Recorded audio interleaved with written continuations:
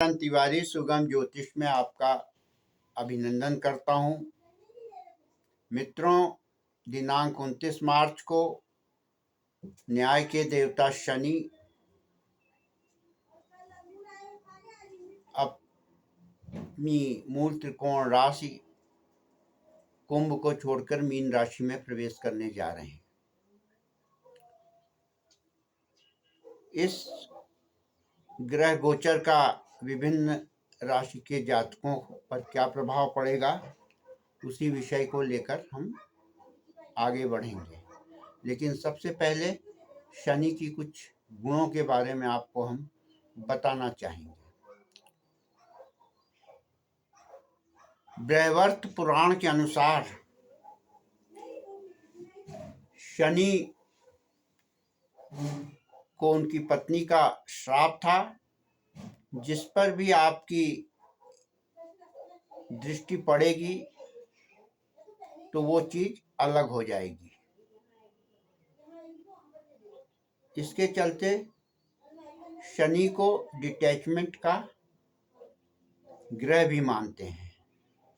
एक चीज से अलग करके आपको दूसरे से ये जोड़ता है।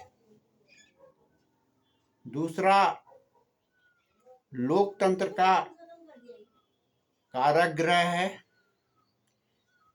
इंडस्ट्रीज का कारक ग्रह है,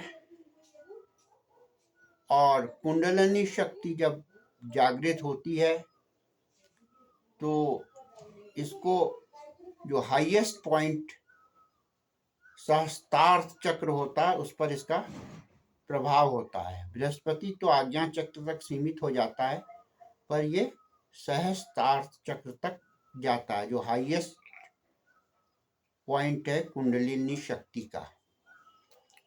तो शनि के बारे में ज्यादातर ज्योतिषियों ने भ्रामकता जो फैलाई है, उसी संदर्भ में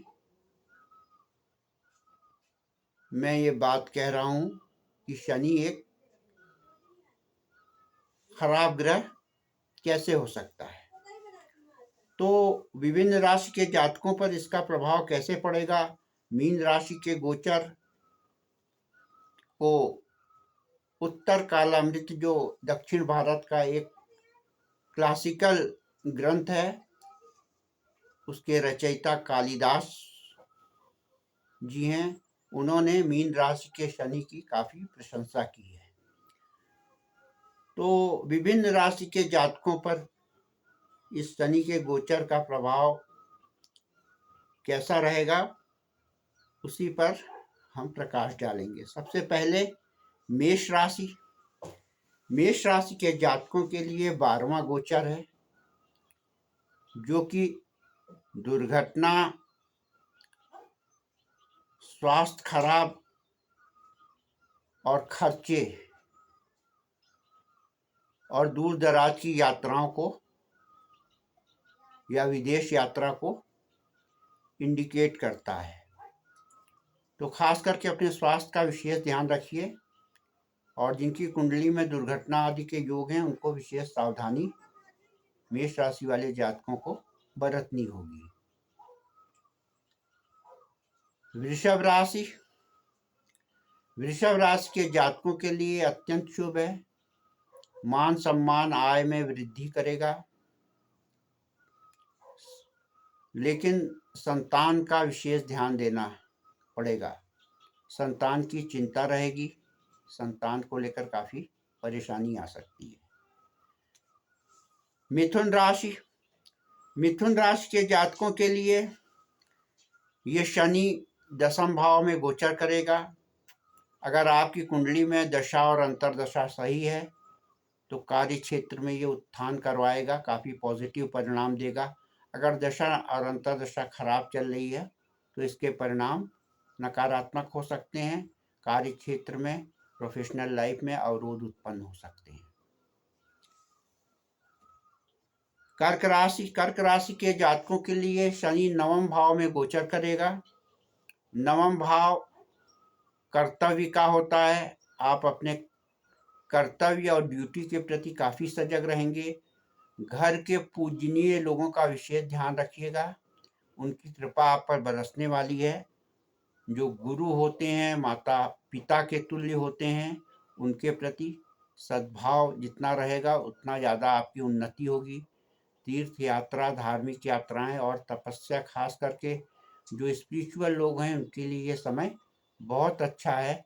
हायर एजुकेशन के लिए अच्छा है और खास करके संतान प्राप्ति के लिए भी ये समय अच्छा है। सिंह राशि के जातकों के लिए अष्टम का गोचर है चंद्रमा से, तो ये व्यवधान भी देता है,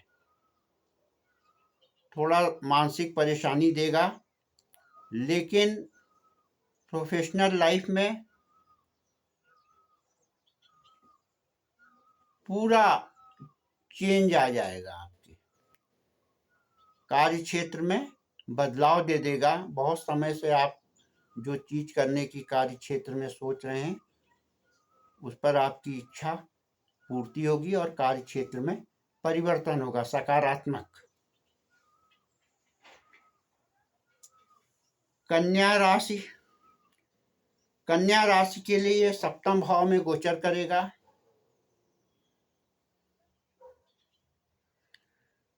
सप्तम भाव डे टू डे की लाइफ में जब जिन लोगों से आप मिलते हैं और जिनसे आपका इंटरेक्शन होता है, जो आपके सहयोगी बनते हैं रोजमर्रा की लाइफ में, उन लोगों का होता है।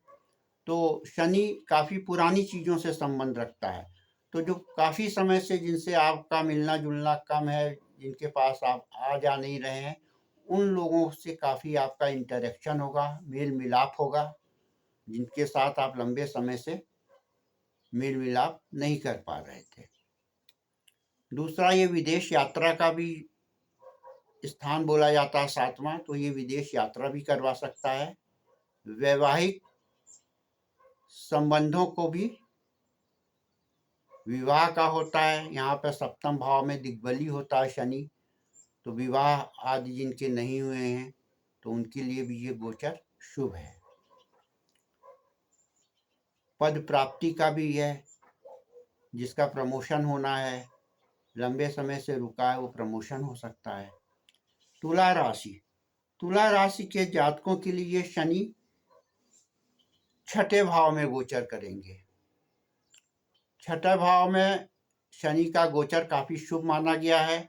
खास करके मुकदमेबाजी, शत्रुओं का दमन इत्यादि के लिए ये शुभ है, लेकिन थोड़ा बीमार रोग आदि के संबंध में ये ठीक नहीं है। उसका अपने स्वास्थ्य का ध्यान रखिएगा।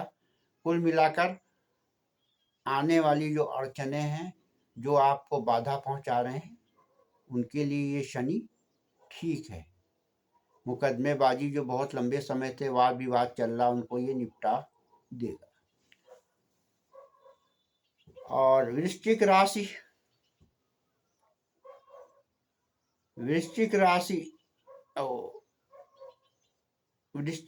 के जातकों के लिए खास करके वृश्चिक राशि के जातकों के लिए ये शनि पंचम भाव में गोचर कर रहा है। तो इस पंचम भाव में शनि का गोचर शुभ रहता है। खास करके वे लोग जो राइटर्स हैं उनके लिए बहुत अच्छा, जो बुक्स वगैरह लिखते हैं, पब्लिकेशन का काम करते हैं, और जो पोएट हैं, जो लिटरेचर वगैरह लिखते हैं, बुक्स वगैरह किसी भी टाइप की जो लिखते हैं, राइटर हैं, उनके लिए ये बहुत शुभ है। और सक्सेस का हाउस बोला जाता है फिफ्थ, तो उनको काफ़ी सफलता मिल सकती है। और जो लोग, यानी कि एक नई जिम्मेदारी आपको मिलेगी, जो काफ़ी, जैसे कोई नौकरी या व्यवसाय में है तो उनको उच्च पद की प्राप्ति हो सकती है, प्रमोशन हो सकते हैं। तो एक, अगर आपका कार्य क्षेत्र सीमित है तो काफ़ी बढ़ सकता है। कंसल्टेंसी का काम करने वाले लोगों के लिए ये समय बहुत अच्छा है। तो पंचम भाव का शनि खास करके वृश्चिक राशि के जातकों के लिए बहुत शुभ है और नए दायित्व आपको प्रदान करेगा। धनु राशि के जातकों के लिए ये चौथा शनि है। तो चौथा गोचर दूर, हालांकि इसके काफ़ी फल दीपिका जैसे ग्रंथों में ग्रह गोचर का प्रभाव में वाले जो अध्याय हैं उनमें इसकी काफ़ी नकारात्मकता दिखाई गई है शनि के चौथे भाव में गोचर। लेकिन व्यावहारिक तौर पर ये देखा गया है कि चंद्रमा से चौथा शनि आदमी के एटीट्यूड में परिवर्तन कर देता है। उसका होल एटीट्यूड, जो तौर तरीके हैं, उनमें काफ़ी बदलाव आ जाता है। और ख़ास करके आपको कहीं इनविटेशन, अगर जो लोग कॉन्फ्रेंस वगैरह करते हैं, जो लोग कोई क्रिएटिव काम करते हैं, उनको उनकी प्रशंसा के लिए, उनकी क्रिएशंस के लिए उनको कहीं किसी फोरम में या स्टेज में या किसी अन्य जगह आमंत्रित भी किया जा सकता है। तो उनके यानी कि ओवरऑल पर्सनालिटी में परिवर्तन ये चौथे भाव का स्वामी करवाएगा। लेकिन घर में थोड़ा सा डिस्टर्बेंस रहेगा, इसलिए शांति रखें, बनाए रखिएगा। भूमि भवन का कारक होता है, तो आप कोई नया कंस्ट्रक्शन का काम शुरू कर सकते हैं, मकान इत्यादि बना सकते हैं। उसके लिए बहुत चौथे भाव का शनि का, चंद्रमा से चौथे भाव का शनि का गोचर शुभ होता है। तो धनु राशि के जातकों के लिए ये कुल मिलाकर ठीक ठाक समय है और कार्य क्षेत्र में भी प्रगति होगी, क्योंकि दशम में इसकी दृष्टि पड़ेगी। और मकर राशि, मकर राशि के जातकों के लिए बहुत शुभ समय है। कार्य क्षेत्र में आप अब जो व्यापारी वर्ग हैं, नौकर चाकरों की संख्या में उनकी वृद्धि हो सकती है। जो इंडस्ट्रियलिस्ट हैं, कार्य क्षेत्र में प्रगति होगी। यश, मान, सम्मान और साहस में वृद्धि कराएगा। धन योग भी तीसरे भाव का शनि बनाता है, तो ये रुपए पैसे की सुविधा भी आपको अच्छी तरह दे देगा। तो तीसरा गोचर बहुत शुभ माना जाता है, इसलिए मकर राशि वाले जातकों के लिए ये समय काफ़ी अच्छा रहेगा, 2.5 साल।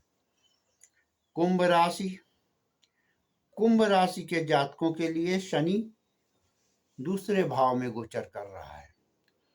तो दूसरा भाव भी नए दायित्वों को बढ़ाएगा, आपकी रिस्पॉन्सिबिलिटी को ये बढ़ा देगा। द्वितीय भाव रुपए पैसे की, जो लोग, कई शास्त्रों में लिखा हुआ है, फल दीपिका जैसे ग्रह गोचर के बारे में एक विशिष्ट ग्रंथ है, उसमें द्वितीय भाव में शनि के गोचर को खराब माना गया है, क्योंकि ये खास करके कुंभ राशि वालों के लिए 7.5 का अंतिम चरण होगा। तो इसलिए इसको काफ़ी खराब, लेकिन मैं खास करके द्वितीय भाव के शनि दायित्वों को बढ़ा देता है। बहुत समय से जो कार्य आपके अधूरे पड़े हैं, जिसको आपने सोच रखा है कि मैं ये चीज़ प्राप्त करूंगा, पद हो, चाहे नौकरी में हो, चाहे व्यवसाय में हो, तो उसे आप आसानी से प्राप्त कर लेंगे। क्योंकि 1966 में इंदिरा गांधी की मकर राशि थी। शनि जब कुंभ राशि में आया तो 1966 में वो प्रधानमंत्री बनी देश की पहली बार। तो शनि पद को भी प्राप्त करवा देता है, यानी कि आपके दायित्वों को बढ़ा देगा। और खास करके अब 12वां शनि,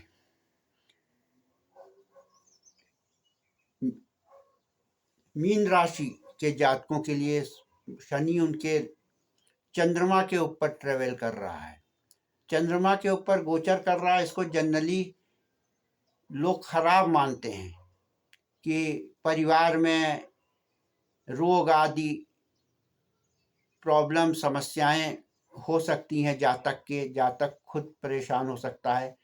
लेकिन व्यवहारिक जीवन में ये देखने को आया है कि अगर जिनके लग्न में शनि गोचर करता है, चंद्रमा के ऊपर अगर शनि का गोचर होता है, तो वो समय बड़ा शुभ रहता है। खास करके ये आपकी इच्छा की पूर्ति करता है। लग्न डिजायर रहती है ना, चंद्र लग्न के ऊपर अगर शनि का गोचर होता है तो आपकी इच्छाओं की पूर्ति ये करवाता। खास करके जो नौकरी व्यवसाय में है उनके लिए ये बहुत शुभ है। पद प्राप्ति के लिए, राजनीतिक लोगों के लिए ये शनि का गोचर बहुत अच्छा है। देखिए, जवाहरलाल नेहरू की कर्क राशि थी। जब कर्क राशि में शनि का गोचर हुआ तो इस समय इंडिया आजाद हुआ था ब्रिटिश एम्पायर से। और उसके बाद जवाहरलाल नेहरू प्रधानमंत्री बने पहले इस देश के, तो उनकी जो कर्क राशि के ऊपर उस समय शनि का संचार हो रहा था। तो शनि का जो गोचर हो, 7.5 भी चलती है उस समय, लेकिन ओवरऑल वो टाइम उनके लिए बहुत अच्छा रहा है। एनटी रामाराव के लिए भी शनि के जो मूल त्रिकोण या शनि की जो चंद्र राशि के ऊपर जब शनि का गोचर हुआ तो वो वहाँ है आंध्र प्रदेश के चीफ मिनिस्टर बने। तो जनरली दायित्वों को बढ़ा देता है, ये नए दायित्व देता है, एक चीज से हटा करके दूसरी चीज से जोड़ देता है। तो कुल मिलाकर शनि का गोचर कैसे 7.5 भी आती है तब, और चंद्रमा के ऊपर दूसरा चरण शुरू हो जाता है मिड पॉइंट 7.5 का, लेकिन उसके बावजूद भी तरक्की मिली। तो हम 7.5 को कैसे खराब मान सकते हैं। इसलिए चंद्र राशि के ऊपर शनि का गोचर मीन राशि के जातकों के लिए बहुत ठीक ठाक है। लेकिन ये सब गोचर जो है दशा और अंतरदशा कुंडली के ऊपर ज़्यादा डिपेंड करते हैं, और अष्टक वर्ग सिस्टम के ऊपर कि आपके अष्टक वर्ग, ये एक साधारण तरीके का की व्याख्या होती है गोचर की, लेकिन मुख्यतः दशा अंतरदशा पे सब कुछ डिपेंड करता है। तो कुल मिलाकर शनि का गोचर हमने जिस तरह आपको एक साधारण तरीके से बताया हुआ है व्यवहारिक रूप में, उसी यानी कि प्रैक्टिकल चीज़ों को देखते हुए, तो शनि से घबराने की कोई ज़रूरत नहीं है। 7.5 आ गई, ढैया आ गया, और आप गृह शांति करवाइए, ये करवाइए, 10,000 रुपये फीस दीजिए, 15,000 रुपया फीस दीजिए, उससे करने की ज़रूरत नहीं है। अपने नियम और धर्म का पालन कीजिए। तो कुल मिलाकर शनि उतना खराब ग्रह नहीं है जितनी कि लोग इसकी व्याख्या करते हैं, इसके नाम से भय दिखाते हैं। बहुत बहुत धन्यवाद।